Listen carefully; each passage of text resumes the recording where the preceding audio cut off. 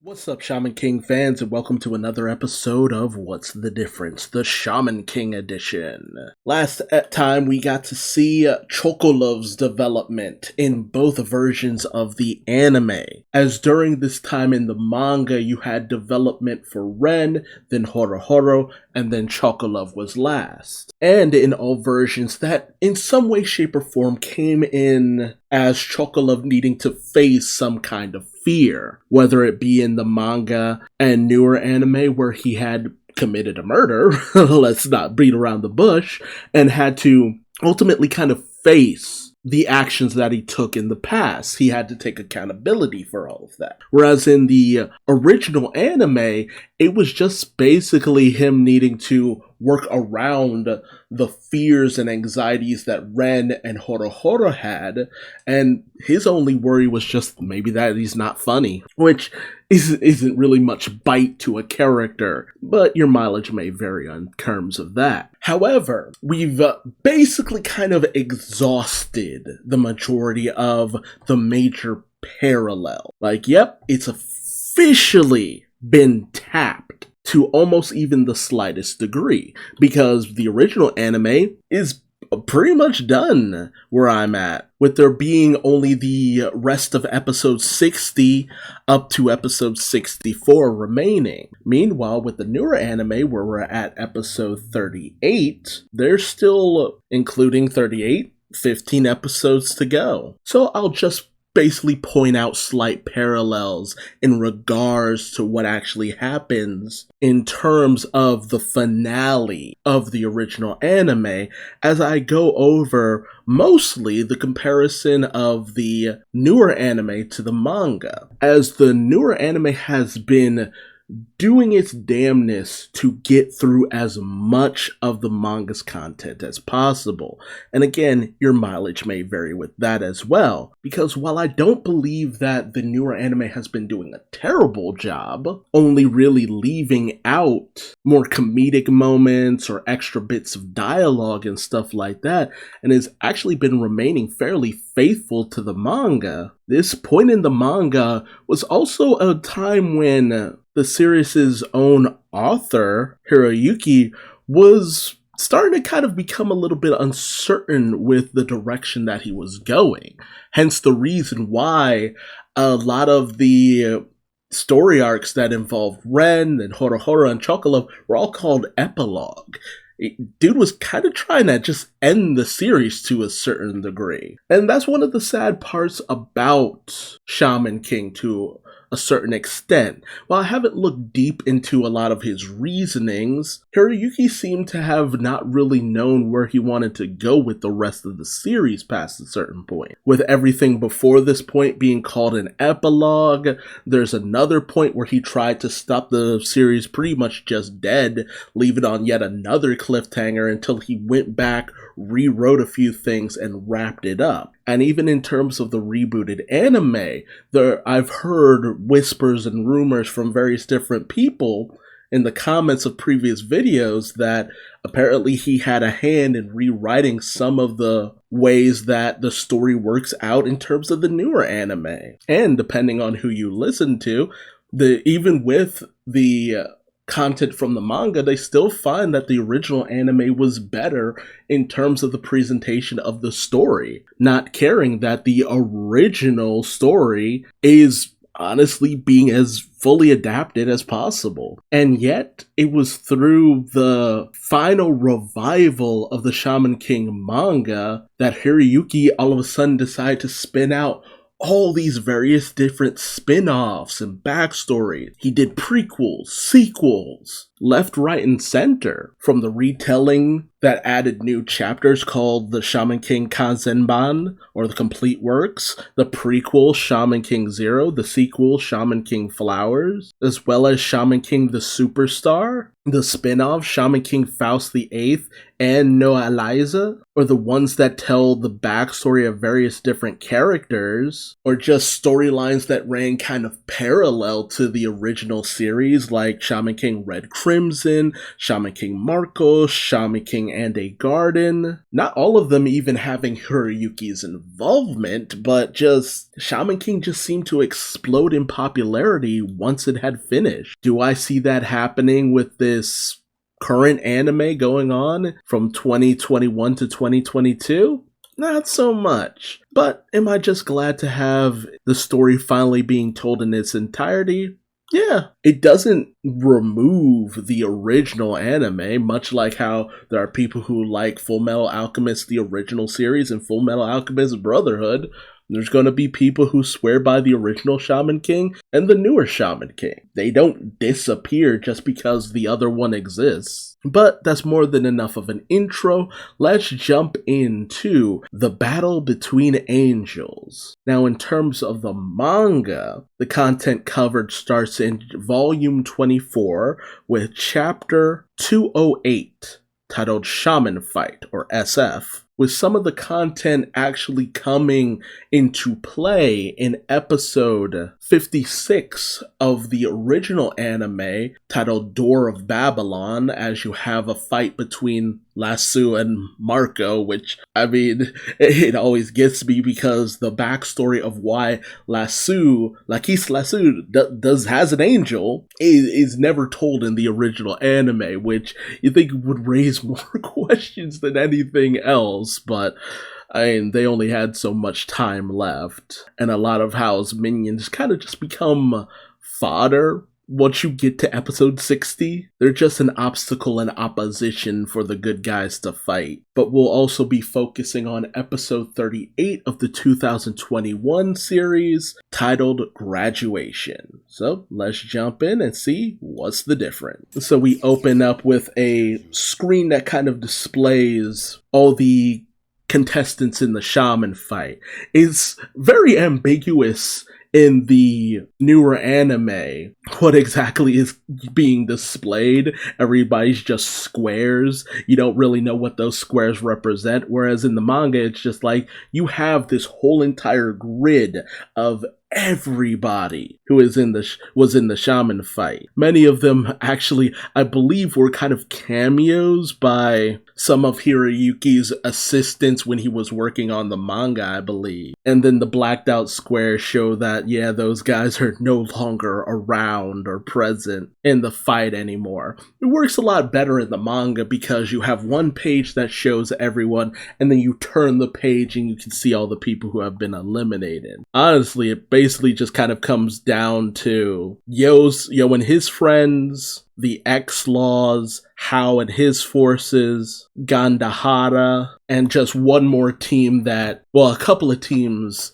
that one of which gets eliminated in this episode. And so you get Calum kind of going over all the eliminations with Godiva and just talking about how most of the people who have remained just have a lot of spiritual power. But it's not just that people have been eliminated, some have just withdrawn because they know they have no chance. But then, and this is the point where you really start to get into the shady nature of the patch. Because that's something that was kind of present even in the original anime too, is that there was always something kind of off about the way the patch did the Shaman Fight. I mean, you could see it with the callous way they kind of disregarded the death of Crom. Like, Crom dies, and they don't really seem to take much stock in it. None of them seem more upset than Silva. At most, maybe Calum? But even he takes his duty as a patch officiant a little bit more seriously than Silva. Or at least he tries to. And then you get into the talk of people trying to get off the island and,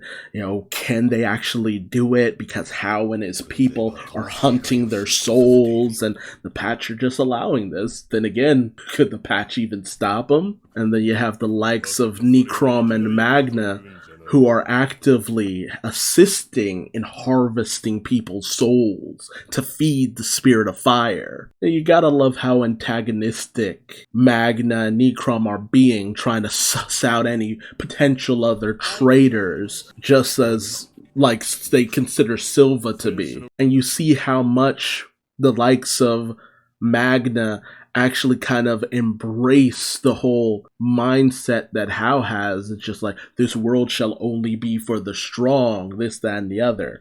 It's kind of messed up. Like, it becomes clear that the patch has something in place. And it's something that requires Silva to be in on it as well. And apparently he had attempted to steal the spirit of fire. Well, no, the high spirit, like the 5 grand elemental spirit. And apparently Silva has been locked away for some time. Like, the last time you saw Silva, he's just been locked away this entire time.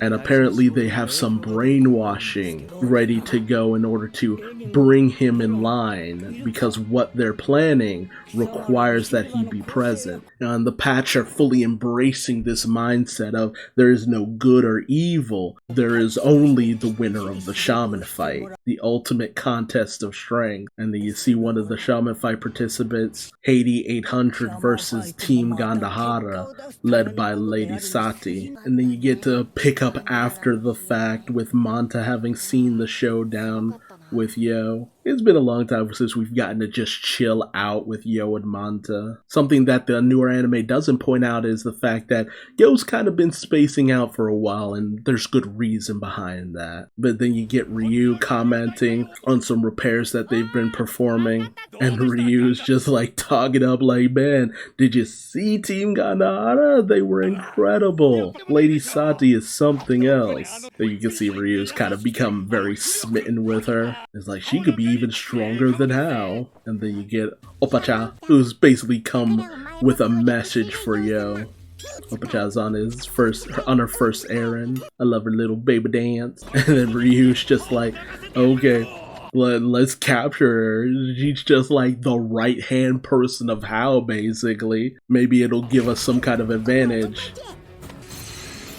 And I love it. Opacha's oversoul, hair and mama, which I think she means to say mama in hair. Which again, I said it during my reaction, I believe Opacha's mother is her spirit and possesses her hair. Kind of like how Mick, Chocolove's jaguar, possesses his like skin, eyes, bits of his body in order to give him his special abilities. It's adorable, but also very deadly. And that's the last we see of Ryu for a while. And Opacha relays the message that Yo has to go back into the Shaman Fight or Hao will destroy the kids and the golem. And yeah, Opacha isn't going anywhere until she receives a response. And so we enter into chapter 209. Comeback. Don't call it a comeback. He's been here for years, rocking his peers and leaving suckers in fear. The anime also cuts out a lot of the discussion amongst Team Ren, which I kind of get why they cut it out. It doesn't really add anything.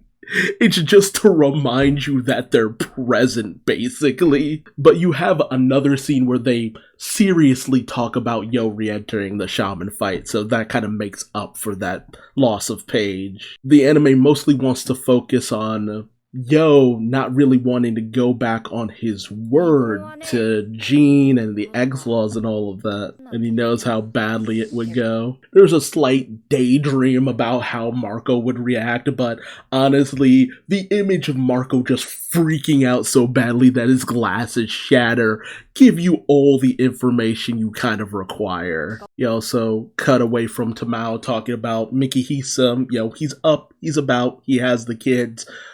But, I mean, if Hao really wants to go after them, what can you really do, let's be honest. But Anna has different concerns. She wants Yo to make a decision based on what he feels, which I think is a kind of sweet thing.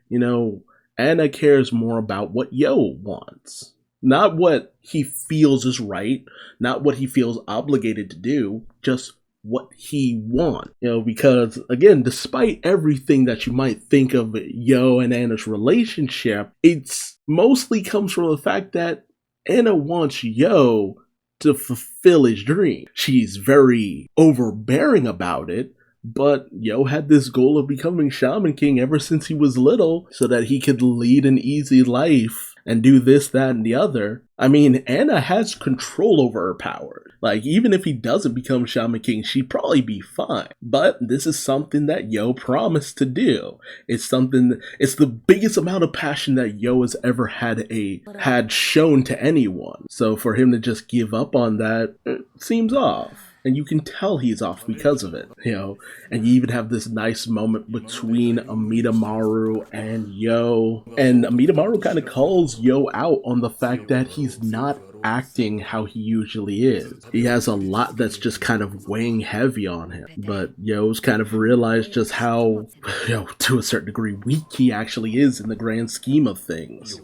And you get this really nice dramatic moment where Amidamaru draws his blade on Yo. But it's symbolic, basically. Amidamaru has had a lot of regrets in his life, and even in his death. But for Yo, his enemy isn't himself, and the defeat he suffered isn't just at his own hands because of his own inexperience. It goes beyond that. And, it's time for Yo to just kind of choose his own path. And I love this montage because both the manga and the anime is just like, Yo's kind of been leading up to this. Yo's never been one to really just have this initiative, especially in the newer anime. He always just seemed to know where he wanted to go. But right now he's kind of lost, and it's just like, after everything you've been through, where is your heart telling you to go? And ultimately the thing that kind of pushes him over the edge and ends up kind of being the promise he made to Anna. And I think that's sweet because it really, again, shows that Yo really does care about Anna in a lot of ways. And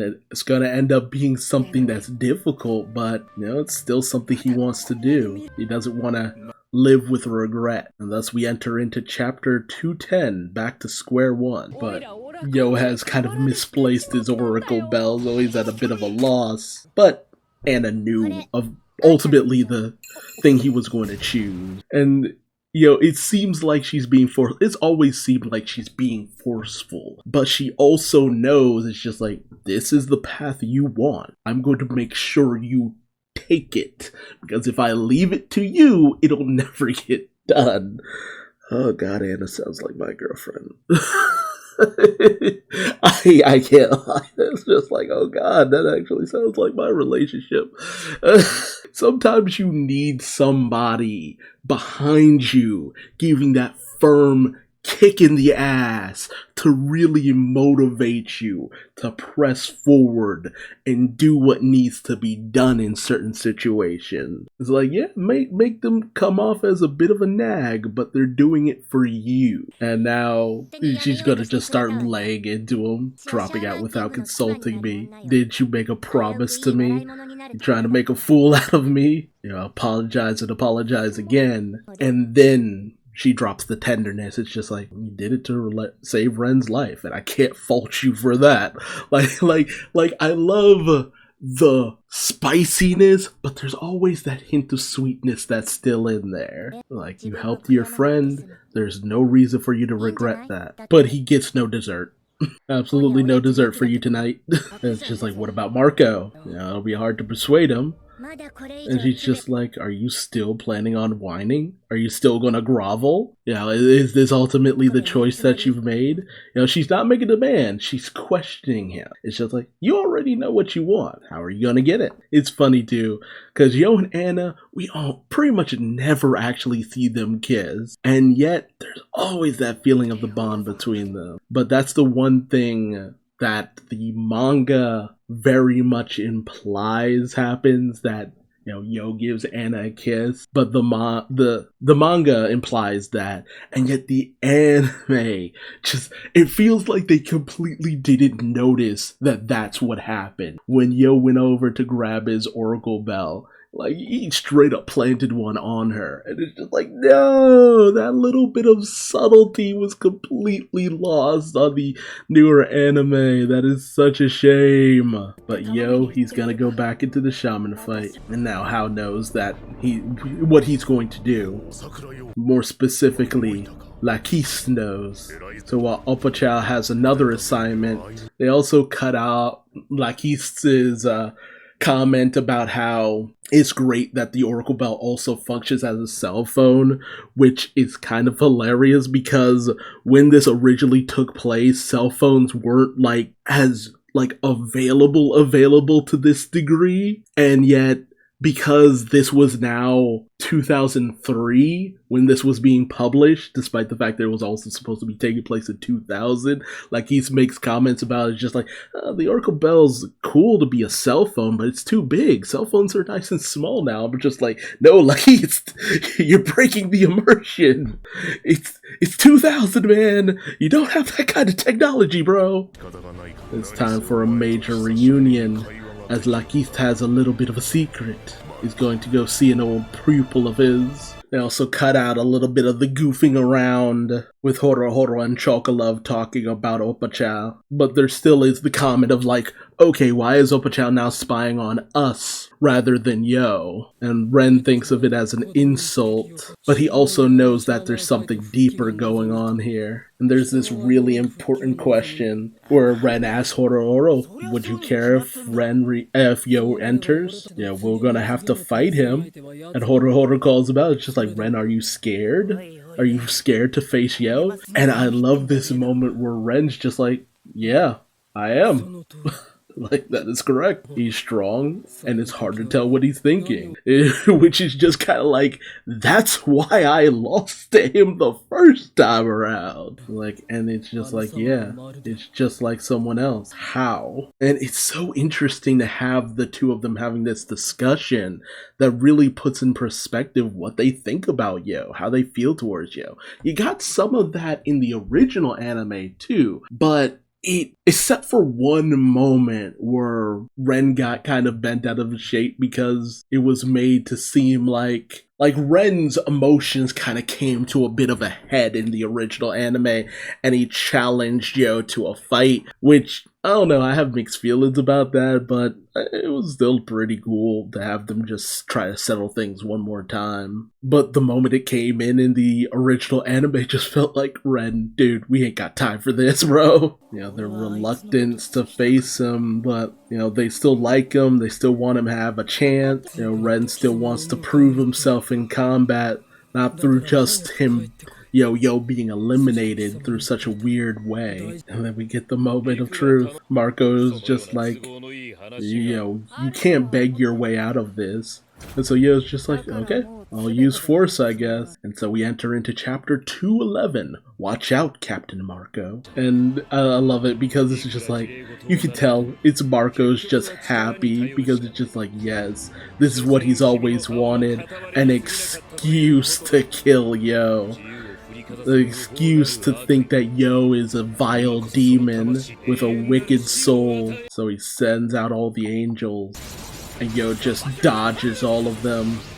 And Marco notices that it's soul integration. He's using Amidamaru's agility in order to dodge, which I like that. It shows off as just like, yeah, a strong oversoul is great, but sometimes you need agility in order to do what needs to be done.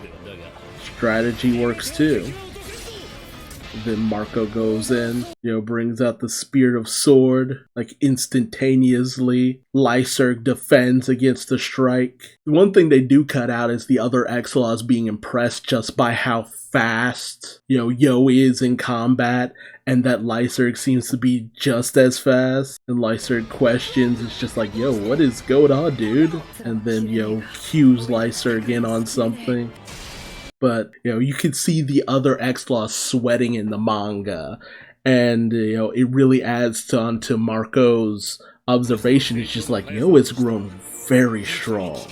If he's allowed to blossom, if he's allowed to grow more, he will become far too dangerous.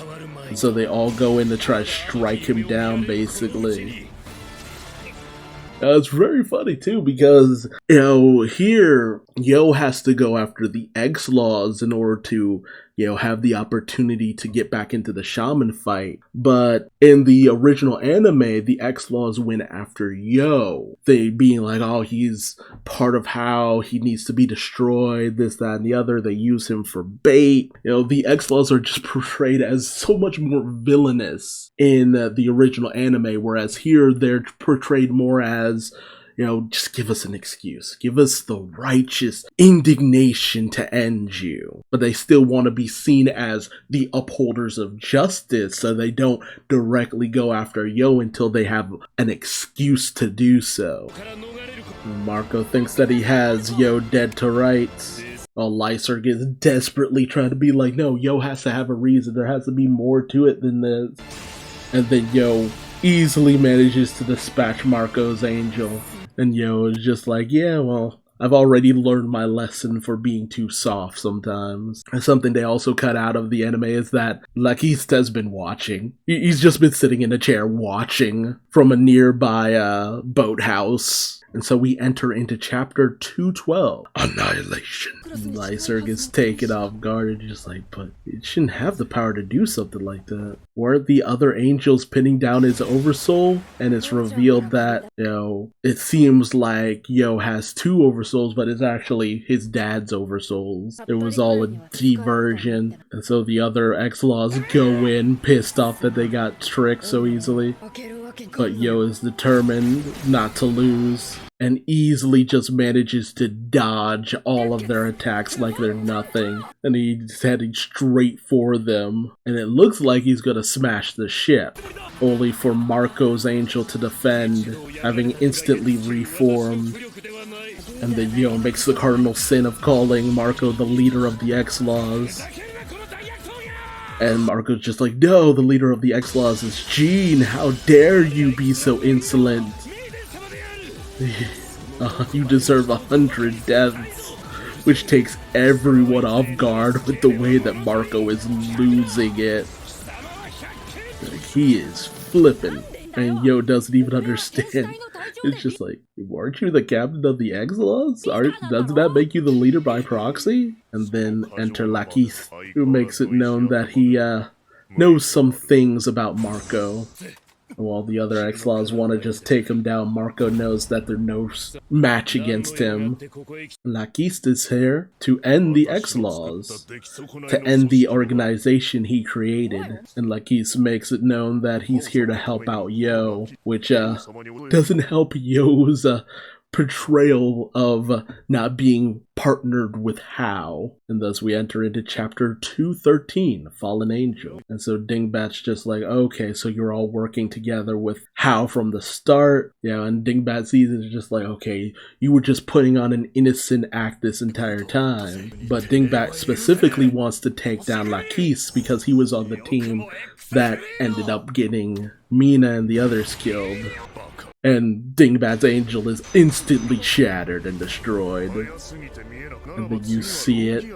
Lakith's angel, Lucifer. Angel number 000. Which, again, you see in the original anime, but it's never explained why he has an angel in the anime. I always wondered that when I had just originally watched the original anime. I'm just like, why does this dude have an angel? Why is nobody talking about that? He's fighting against the X-Laws and he's not explaining why he has an angel. And then you get the explanation, if you put too much energy into an oversoul and it's destroyed, it really has a massive amount of feedback on you. I love it too. And like he's just has his angel destroy the two other X-Laws with just his bare hands. Doesn't even use his angel's weapon.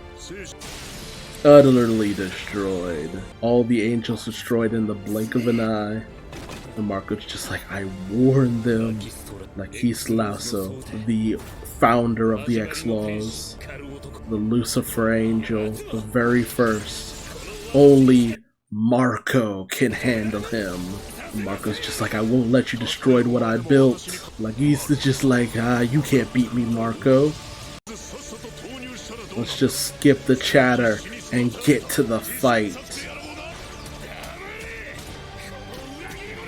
They do cut out some of the combat as you see Lasso use the shamanic oracle, evading Marco's strikes with ease. And, Yo just being taken aback how he's kind of been left out of everything. And Lyser kind of at a loss as what he's seeing. Okay, there you see the shamanic oracle. It's just used for Lasso to get in that one good strike on Marco. And Lakis is just like, don't make me kill you. Just go home. I'll send for a boat. You can escape all of this. But Marco's having none of it. They don't show off the fact that Marco actually keeps his spare pair of glasses in his little container, whereas the one dude was keeping basically the holy hand grenade in his little shoulder container. No, Marco has a spare bit of glasses. I'm sorry, the comedy is really played up to an 11 at this point.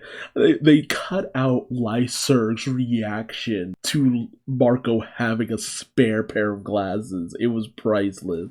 And so Yo saves Marco from being killed. And of course Lasso doesn't understand. And Yo's just like, I didn't come here to kill anyone, I just was gonna use force. You're just complicating the whole situation. Get out of here. And then we enter into chapter 114, Graduation. And Marco's just like, stay out of this. This is between me and Lakis. And while Marco is thankful that he was spared his death, he's just like, I reduce your sentence to 99 executions. It's just like, oh, so generous. And Lakis is just like, ah, how you've grown, Marco. You used to be so small. Used to call you little Marco. And they just start dogging about things with all the seriousness in the world. And you find out Marco was basically raised by Lakis, that he had his ballet lessons paid for, was taking to car shows, got through college, was able to start his business, all because of Lakis. The X-Laws only exist because of Father Lakis. But then he betrayed the X-Laws and he went over to Hao. And Marco has never forgiven that. And then you get Marco in his booty shorts. Marco in his fucking booty shorts. The seriousness of which they talk with Marco in those booty shorts. Yo's face says it all, like, what is happening here? And it's just like, so you're finally ready to get serious. And Yo's just like, wait, what? I feel like the opposite of the direction we're going in. It's like, it's a battle costume. And, you know, they kind of cut out where it's made clear that Lasso is actually talking directly to Yo. It's just like, yes, that's his battle clothes. Don't you also have battle clothes? You know, one's outfit can affect their mental state, and nothing is more important than a shaman's mental state. Clothes make the difference. And then he shows off his funky ass outfit. It's just like, no, this is absolutely ridiculous. I love it. Like, they're just staring each other down in these hot pants. But then Lyserg and Yo are just like, okay, we gotta stop this. And I love how Yo's just like, dude, this is getting a little too complicated, but I think they're gonna try to kill each other. We gotta stop them. Yo doesn't want any killing, no hatred, none of that. And even Lyserg at this point has kind of embraced that. This is the moment where he's fully willing to fight by Yo's side again to protect what he cares about. And what he cares about are the X-Laws. And he's just like, I'll defy the X-Laws in order to save Marco's life. And this is like the grand proclamation about Lyserg. This is him, because like the journey has been a little bit more spread out for Lyserg in terms of this adaptation. And the original Lyserg was always taken to extremes in his viewpoint. Either he's all in on the revenge, damn anything else that's going on around him, or he's all in for wanting forgiveness and rejoining Yo and all that. You know, there's never seems to be any in between. But in the original, it was always him kind of wavering between these emotions. He wants to kind of be a killer, but he can't bring himself to do so. You know, he wants to still be Yo's friend, but he knows what Yo actually is. He's wishy-washy throughout the entire thing. That's why it's easier to believe, at least for me, that he could sway either way. In the original, it was the death of a lot of the X-Laws that helped sway him towards rejoining Yo and the other. But here it's just simply down to the fact that he just wants to preserve life. You know, even with revenge staring him in the face so many times, it's just like, I just care more about life. I've realized that over the course of the Shaman Fight. I just don't want people to die. You know, there's things that Yo has shown Lyserg over the course of the Shaman Fight that he's really taken to heart. I really thought it was kind of sweet. there's a lot of camaraderie between Yo and Lyserg that really does happen in the manga. That really just shows you that, though Lyserg chose a different path, he never really stopped being a friend to Yo, which I thought was very sweet. Marco doesn't want Lyserg to interfere, but Lasso is just like, they won't even be able to interfere. They don't have the power to stop what's coming. And that's their battle. And that's it. Pretty straightforward, all things considered. Marco and Lasso have this conflict that was a long time coming. I feel this confrontation could have done a lot in the original anime, and it's a shame that it was left out, but I mean, they only had so much time, so it is what it is. But, this confrontation with, Yo's wants coming into play, Lyserg's wants coming into play, Lasso, just everything just kind of all of a sudden just happening all at once. I kind of dig stuff like that, and I found it to be a lot of fun. In terms of the original, after the whole door to Babylon, Gate of Babylon plan kind of falls through for the X-Laws in the original anime, that's kind of it for them after a certain point. They have one more attempt to try to stop Hao that goes horribly wrong, and then they're just kind of out. I don't think Marco really even does too much towards the end of the original anime. I have to rewatch those episodes at some point, but Marco's just kind of left out of a lot. And even the followers of Hao, after kind of being defeated, I believe, by Ren in episode 60, they're not prevalent to much degree either. So major developments, a last little bit of time to just get these characters actually doing something up into the finale. And this was most of volume 24, so we'll be getting into 25, 26, 27, 28, 29, 30, 31, 32, and that'll be the end. So yeah, things are pretty much getting ready to wrap up. Now, I know for the Shaman King Kanzenban, there are extra chapters that could be adapted. So I think they'll probably be going off of that. And if so, there's, at least another volume or two worth of content after that point. So we'll see how things go. There's still a lot of content to really kind of cover. And I wonder if they're going to go into Shaman King Flowers territory, the sequel series. There's a lot of stuff that happened and a lot of interesting directions that the series can kind of go into after the events of the conclusion of the Shaman Fight. So I'm interested to see how everything wraps up, and considering how many chapters the anime has been burning through, it'll happen. Whether it's good or not, that's another question entirely. So let me know your thoughts in the comment section below. Did you care about finding out more information on Kis Lasso and Marco and the true founding of the X-Laws? There's a lot of depth there, but if you feel like they served their purpose better in the original anime, let me know. I'm interested to hear your thoughts and feelings. But until next time, I've been Duuz-Diz-Din, and I'll see you on the next episode of What's the Difference? Till then, bye-bye.